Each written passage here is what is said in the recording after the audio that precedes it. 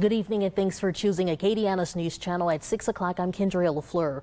With cases of COVID-19 on the rise in at least 22 states, health officials are urging Americans to be patient. A number of Americans are reporting the third round of stimulus checks have already posted to their bank accounts. What the picture really shows is a reflection of light off of the matter being sucked into it. Investigators say this murder for hire plot goes back to March of 2020. We begin with breaking news in Acadia Parish, where police are investigating a shooting. In today's coronavirus numbers, Louisiana reported more than 2,500 new cases and 11 deaths. They were very emotional when they spoke. They said that they don't understand why he had to be shot and said there could have been alternative methods that police could have used. Shoppers who I spoke with tell me they've been going from store to store trying to find disinfectant spray and wipes like these. But they tell me no matter where they go, even if it's a big box store like here at Target, they're coming across the same problem. Well, tomorrow is a special day for math and pie lovers.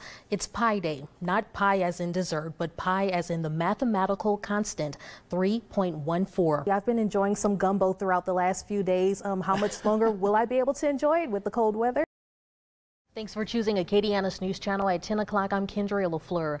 Days after a Lafayette man was shot and killed by police, protests are continuing, with new calls for the mayor to resign. More on that in just a few minutes. But first, protests are continuing right now at the scene of Friday night's shooting. 3's on the street. Katie Easter joins us live at the scene. And Katie, what's going on right now? Today, in a demonstration unrelated to the ones we've seen tonight, the Lafayette NAACP called on Mayor President Josh Guillory to resign. As Katie Easter reports, it's because of what he said in a press release after Friday's shooting. Right now, all eyes are on the Gulf of Mexico as the Louisiana coast is bracing for 2 hurricane landfalls within the next 4 days.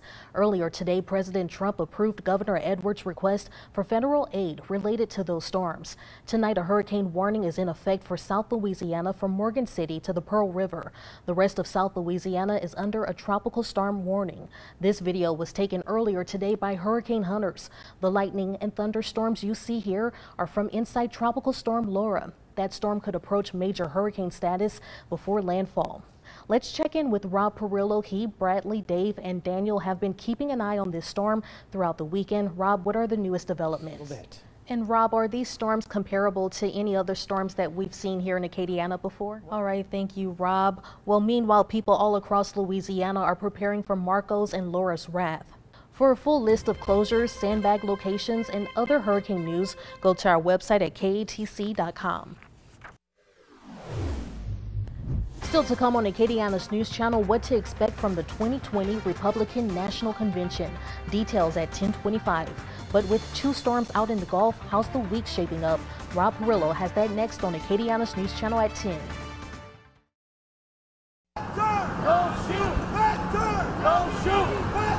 For about an hour, protesters surrounded the gas station where Trayford Pellerin was shot and killed by police. We're first appalled that when we first came here the night or the day after Trayford was murdered, that the building was still open for business. They were insensitive to the fact that he was murdered there, so much so to the point to where now, even still till today, there's a trash can in the spot to where he's murdered. But during their protest, one driver pulled in to get gas. Don't let go of the people next to me. We're all screaming that, don't let go, don't break the chain, don't let go. And so that was really all I was thinking, was just don't let go. Slowly, the truck drove in, breaking the human chain that caused a confrontation between some protesters and the driver.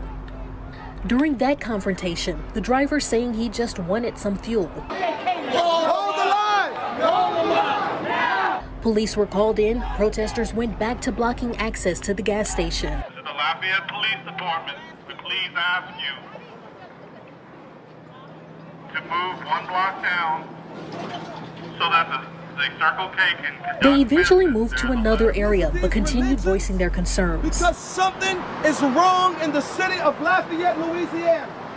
There is a cancer that has grown in this city. And what we saw on today is a white terrorist, a domestic terrorist, run into peaceful protesters as we were demanding change to come from this city and demanding that Circle K apologize. A hot summer day You got the ice. isn't stopping this pint-sized entrepreneur from running his lemonade stand. I am hot, but I am not. The person behind Chase Lemonade, Who's poor? an 8-year-old. And like most kids, he likes to have fun, Whoa. but only on breaks. Let's get back to work. The lemonade stand began 2 years ago, but Chase has always had the mind of a businessman. This was about 2.5 or 3 years old. He asked Santa Claus for a rental property. So we didn't have the resources at the time to get him a rental property, but we gave him an idea of how he could learn to make his own money and establish his own rental properties. Here's your fresh Chase's lemonade. Now his lemonade stand has expanded beyond his neighborhood. While school was out because of the pandemic, Chase had more time on his hands to focus on his business. It's been hard.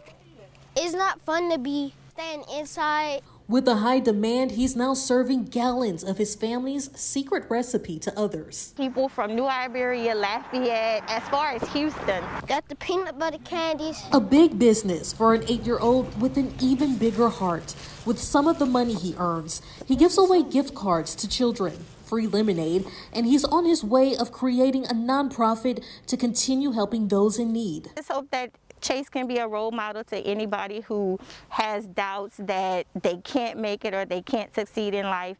I mean, we took just simple old lemonade and we're turning into something bigger. At this day and time, we need to show our youth how to be able to take care of themselves.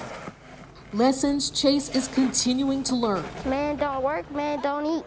And he has some advice for others during this pandemic. Stay safe, wash your hands, and then you good. You be Gucci, man.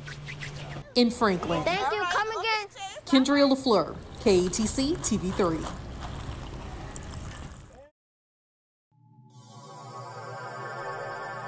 Throughout history, we've seen illustrations of black holes. We've never seen an actual one until now. Scientists used a global network of telescopes to capture this image. The first ever picture of a black hole. It's more than 50 million light years away in a galaxy known as M87.